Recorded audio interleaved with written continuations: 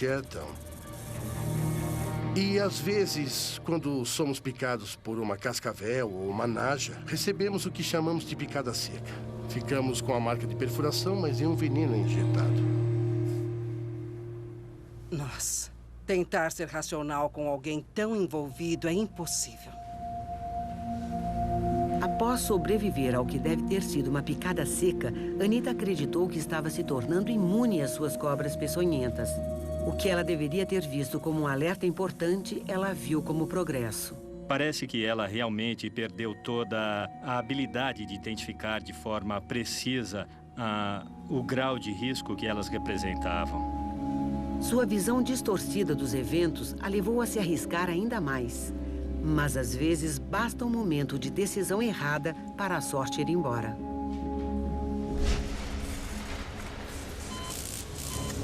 Na Flórida, uma vítima de picada de cobra está presa dentro do próprio corpo.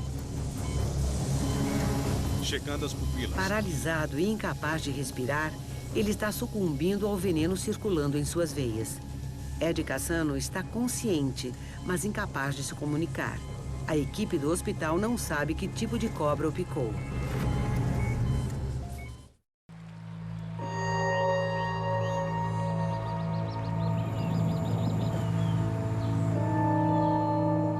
Ed Cassano tem 63 anos de idade. Aposentado da profissão de técnico de ar-condicionado e divorciado da esposa, Ed mora sozinho em Clermont, na Flórida. Hoje, ele divide a casa com mais de 40 cobras peçonhentas. Assim como Anita Fendt, o fascínio de Ed por cobras começou cedo na infância. Aos 8 anos, ele foi levado a um show de répteis, onde segurou uma serpente pela primeira vez.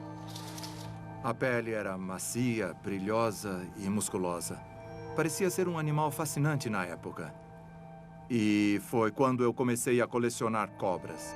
O interesse de Ed por répteis foi aceito por sua mãe, que permitia que ele mantivesse várias cobras não peçonhentas em casa. Cobras faziam parte da nossa vida. Eu não achava estranho ter uma cobra enorme em casa o tempo todo, mas isso não é com o que a maioria das pessoas cresce.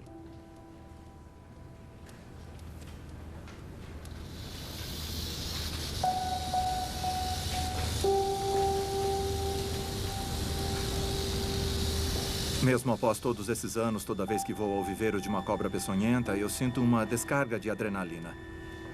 Eu fico a centímetros da morte naquele momento e lido com algo perigoso diariamente. Isso, de certa forma, me desperta todos os dias. Ele diz que é a beleza da cobra, mas muitas cobras não peçonhentas são tão bonitas. Eu não sei dizer por que é que uma pessoa quer ter um animal assim tão perigoso.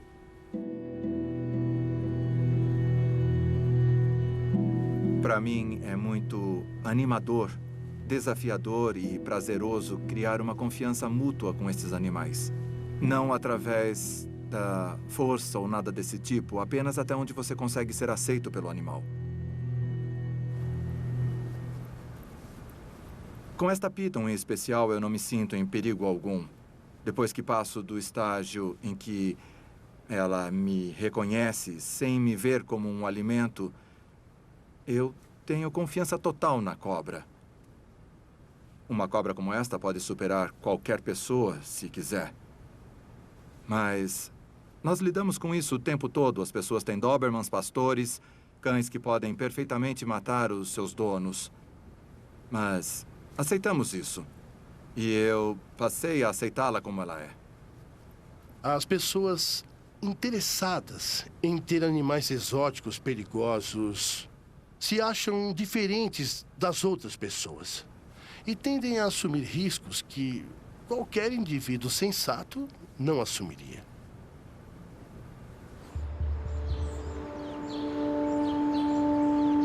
Ed Cassano estava fazendo algo que já fez centenas de vezes antes. Estava na metade da rotina de limpeza diária quando chegou ao viveiro de sua naja. Naquela época, a naja era muito jovem e agressiva, tinha apenas uns 90 centímetros. Eu abri o vidro.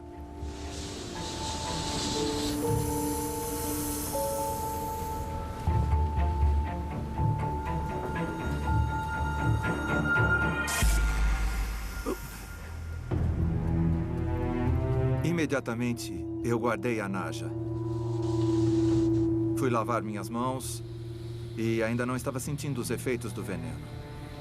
Então pensei que talvez não tivesse sido envenenado. Por segurança, eu enfaixei o braço, procurando não apertar muito. E depois disso, fui me sentar na varanda dos fundos para descobrir se tinha sido envenenado ou não.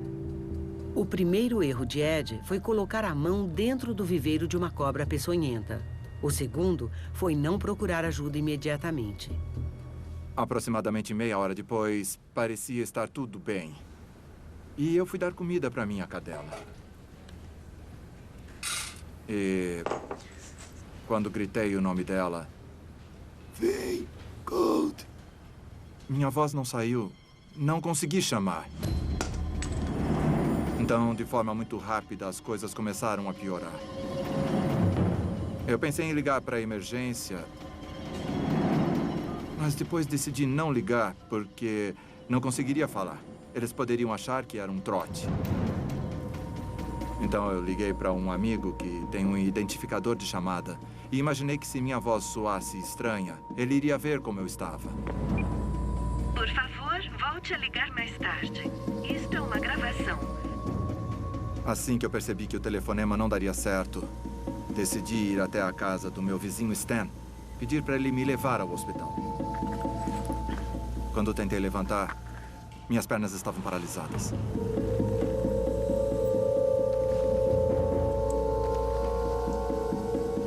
O veneno neurotóxico circulando pelas veias de Ed estava paralisando gradualmente cada músculo de seu corpo. Ele estava se sufocando lentamente até a morte. Simplesmente não dava para inspirar, sabe? Eu não conseguia colocar nenhum ar para dentro. Eu não estava com medo. Eu não estava com pena de mim. Mas fiquei olhando para cima, para as árvores e para o céu, e pensei que aqueles seriam meus últimos minutos de vida.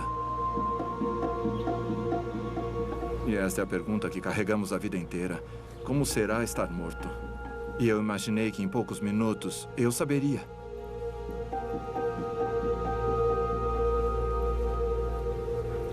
Minha cadela chegou e começou a lamber meu rosto. E eu lembro de olhar para ela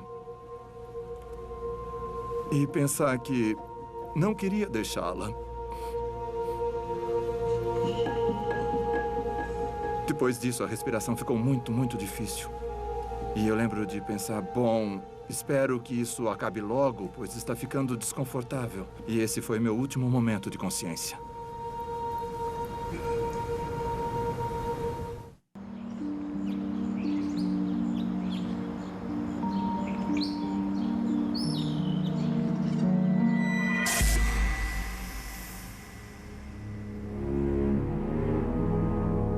Ed Cassano foi picado por uma das cobras mais perigosas de sua coleção. Ele violou a principal regra ao manusear uma cobra peçonhenta quando estava sozinho em casa. Ed parou de respirar.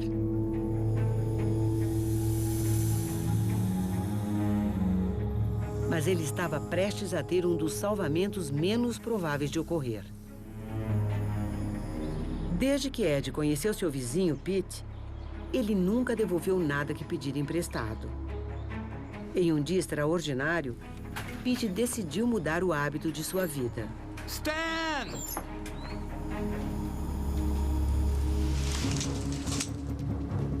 Pronto.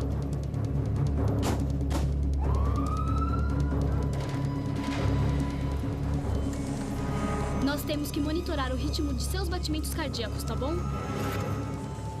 Pouco tempo depois de chegar à UTI do hospital, Ed recobrou a consciência. Foi uma grande surpresa para mim, porque eu pensei que já estivesse morto. E, de repente, eu estava ali no hospital e me senti aliviado. Mas Ed ainda não estava fora de perigo. Ele respirava através de uma máquina e a equipe do hospital lutava para mantê-lo vivo. Àquela altura, estava completamente paralisado e sem reação. As pupilas não tem reação. Quando examinaram meus olhos, eu conseguia ver, mas não conseguia manter as pálpebras abertas. Mas eu podia ouvir toda a conversa e tudo o que se passava ao meu redor. Eles não sabiam o tipo de cobra que tinha me picado. Eu pensei, preciso conseguir me comunicar com eles de alguma forma e lembro de tentar mexer o meu dedo mínimo. Eu usei toda a força da minha mente para tentar mover aquele dedo.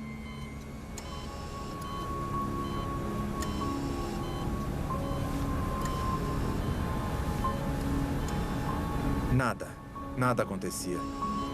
E eu pensei, já era, eu vou morrer. Sem saber que tipo de cobra o havia picado, os médicos não podiam ministrar o antiveneno específico necessário para mantê-lo vivo. Ed precisava de mais que um milagre para salvar sua vida. A criação do antiveneno é uma ocupação extremamente perigosa. Neste serpentário em Orlando, George Van Horn inicia o processo. No total, George pode trabalhar com até 400 serpentes peçonhentas. Não devemos assustar nenhuma delas. Ele é um dos apenas 4 herpetólogos profissionais nos Estados Unidos que arriscam suas vidas todos os dias para extrair o veneno necessário para fazer antiveneno. É perigoso, mas já faço isso há bastante tempo agora e não deveria dizer isso. Mas estou começando a ficar bom. Estou começando a saber o que procurar e chegando ao ponto em que não faço nenhuma estupidez. Eu conheço as regras a seguir, mas ainda posso ser picado. Nos 40 anos que ele extrai veneno, George sofreu 12 picadas graves. Uma delas lhe custou o dedo indicador. Sabendo perfeitamente dos perigos de pegar cobras com as mãos, George mantém centenas de frascos de antiveneno para cobrir a ampla variedade de espécies exóticas com as quais ele trabalha. Cobra coral da Costa Rica. O antiveneno Wyatt para a cobra coral cobre praticamente todos eles, pelo menos na neurotoxina.